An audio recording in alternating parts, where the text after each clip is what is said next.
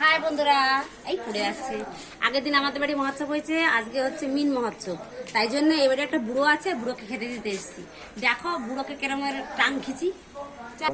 বুড়ো তো বাড়ি যাবে না, কারণ বুড়ো মানুষ হাঁটতে পারে না, তাই দিতে এসেছি। দেখো না, বয়ে এনে খাওয়াবো, তা কত শুনবো না। কোথায় বুড়ো? তোদের বুড়ো কোথায়?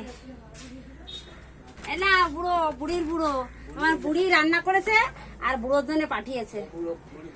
কেন পান্তা তুমি খাবে কেন? তোমাদের তো ভাত নিয়ে এসছি, খাও। তুমি তো যেতে পারবে না, আর রান্নায় তো সবে হলো।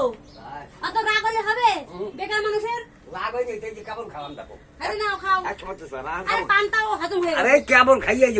তুমি যেতে পারো নি কেন? তুমি তো একবার অত বড় হয়ে যাওনি যে হেঁটে যেতে পারছো না। হেঁটে যেতে গেলে কি হতো? তুমি পান্তা খাচ্ছ, তারপরে বুড়ির উপর রাগ দেখাবে না। না দেখো কি সুন্দর ভালো মন্দ রান্না করেছে। তাকাও তাকাও, একটু তাকাও। কি রাগ হয়েছে বুড়ো, ভাবো হেঁটে যেতে পারছে না এইটুকু, পান্তা খেয়ে এখন রাগ দেখাবে বুড়িকে। না খাও খাও খাও, আসো। এখন কি সুন্দর চিকেন। আরে খাও না।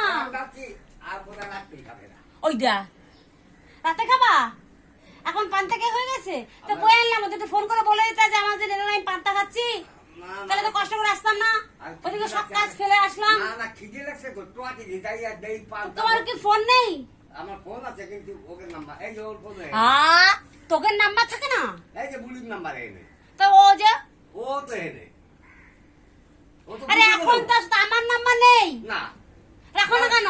পরের নাম্বার রাখো কেন? সে কি কথা? দাদি গরু থাকবে তার তুমি মাসির বউকে নাম্বার রেখে বেড়াও, আর আমার নাম্বার রাখবো না। সরো না, ভাত খাও। চল দেখি বুড়ো তাহলে পরে খাবে, এখন খাবে না। বুড়ো পান্তা খেয়ে শুয়ে থাক, তারপরে পরে খাবে।